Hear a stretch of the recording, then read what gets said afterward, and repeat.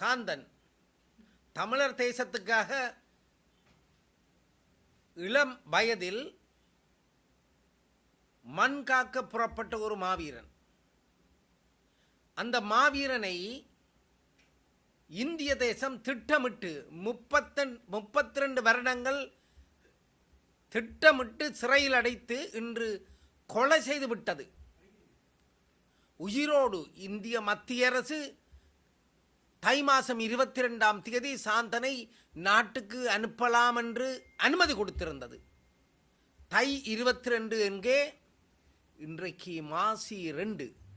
இது நாள் வரைக்கும் சாந்தனை திட்டமிட்டு அங்கே அடக்கி ஒடுக்கி வைத்து அவரை ராஜீவ்காந்தி மருத்துவமனை வரைக்கும் கொண்டு சென்றிருக்கின்றது தமிழக அரசு. அனைவரும் சேர்ந்து எமது சொந்தத்தை உயிரோடு பார்க்க காத்திருந்த தாயின் ஏக்கத்தை நிறைவு செய்ய தவறியிருக்கின்றன. திட்டமிட்டு சாந்தனை கொலை செய்திருக்கின்றன. இது சம்பந்தமாக தமிழ்நாட்டு அரசியல் தலைவர்கள் வாய்மூடி மௌனமாக இருந்திருக்கின்றார்கள். அத்தோடு இலங்கை அரசியல்வாதிகள், தமிழ் தேசியம் பேசுகின்ற தமிழ் தலைவர்கள் அனைவரும் இந்திய தேசத்துக்கு பயந்தோ இந்திய அரசுக்கு பயந்தோ அமைதி காக்கின்றனர். சாந்தனின் படுகொலைக்கு இந்திய அரசு பொறுப்பேற்க வேண்டும்.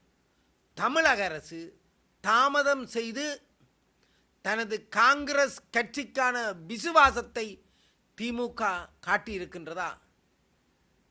திமுக காங்கிரஸ் கட்சிக்கு விசுவாசம் காட்டுவதற்காக காந்தனை கொலை செய்து பிணமாக ஈழ தேசத்துக்கு அனுப்பியிருக்கின்றதா? எமது மக்கள் எல்லோரும்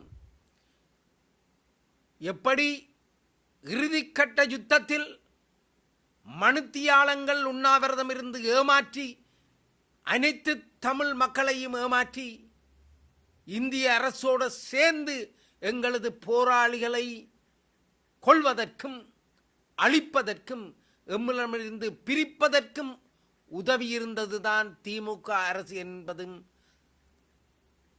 மறைந்த கலைஞர் கருணாநிதி நாடகமாடி, உண்ணாவிரத நாடகமாடி காங்கிரஸ் கட்சிக்கு சார்பாக ஒரு விசுவாசத்தை அரங்கேற்றி இருந்திருந்தார்.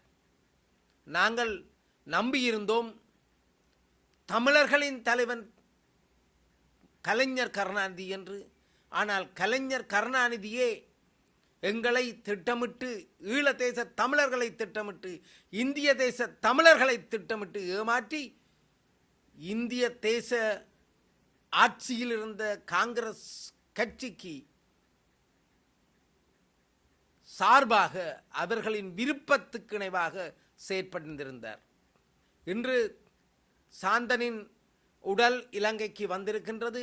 இன்று வரைக்கும் அவருடைய வீட்டுக்கு அந்த உடல் வந்து சேரவில்லை. சாந்தனின் உடலை பொறுப்பேற்பது சாந்தன் என்று எழுதி அனுப்பியிருக்கின்றார்களாம் விமான நிலையத்தை இதில் ஒழுங்கு செய்த விமான சிப்பந்திகள், விமான பணியாளர்கள். அதனால் நீண்ட நேரம் எடுத்து சட்டத்தரணி ஊடாக அது திருத்தப்பட்டு அது ஒரு நாள் போய்விட்டது. அதன் பின்னர் அது தாமதமாகிவிட்டது. இன்று சாந்தனின் இறுதிக்கிரியைகள் செய்கின்ற தினத்தை கூட குறிப்பிட்டு சொல்ல முடியாத அளவுக்கு இப்போது இலங்கை அரசாங்கம் தாமதம் செய்கின்றது. ஏன்? எழுச்சி கொண்டு விடும் என்ற அச்சமா? தமிழர் தேசம் தங்களுக்காக, தங்களின் சுதந்திர வாழ்வுக்காக உயிர் துறந்த பல்லாயிரக்கணக்கான போராளிகளின் இழப்பினால் துயரிருக்கும், கவலை கொண்டிருக்கும் தமிழர் தேசம் சாந்தனின் உடலை கண்டு கொதித்தெழுந்து விடுமா என்ற அச்சமா இலங்கை அரசுக்கு இன்று ஏற்பட்டிருக்கின்றது. இதனாலா இந்த தாமதங்கள்? உடனடியாக உடல் சாந்தனின் குடும்பத்தினரிடம் ஒப்படைக்கப்பட வேண்டும். அந்த உடல் கொண்டு வருவதற்குரிய பாதுகாப்பு ஒழுங்குகளை இலங்கை அரசு சரியாக செய்து எந்த ஒரு தடங்களும் இல்லாமல் அந்த அந்த விடயத்தில் கவனமெடுத்து அக்கறைப்பட்டு உடனடியாக செய்து கொடுக்க வேண்டும். சாந்தனின் இறுதிக்கிரியைகளில் எந்தவித அசம்பாவிதங்களையும் அரசு படைகள் முன்னெடுப்பதை தடுக்க வடமாகாண சீனியர் டிஐஜி ஒழுங்குகள் செய்யப்பட வேண்டும். சாந்தனின் இறுதிக்கிரியைகள் இறுதி ஊர்வலம் அமைதியாக மக்களின் அழுகுரல்களோடு தீயில் சங்கமமாகும் வரை எந்தவித அசம்பாவிதங்களையும் இலங்கை அரசு படைகள் ஏற்படுத்துவதை அவதானமாக கையாண்டு வடமாகாணத்துக்கான சீனியர் டிஐஜி இது பாதுகாப்பை இன்றைய போலீஸ் மாதிபராக இருக்கின்ற தேசபந்து தென்னக்கோன் அவர்களும் கவனமாக கையாள வேண்டும் என்று அடக்குமுறைகளுக்கு எதிரான ஜனநாயக அமைப்பு வேண்டி நிற்கின்றது. ராஜீவ்காந்தியின் கொலையில் சந்தேகப்பட்டு 32 வருட காலம் சிறையிலிருந்து விடுவிக்கப்பட்டதன் பின்னரும் அவரை வதைத்து திட்டமிட்டு கொலை செய்து இன்றைக்கு பிணமாக அனுப்பியிருக்கின்றார்கள்.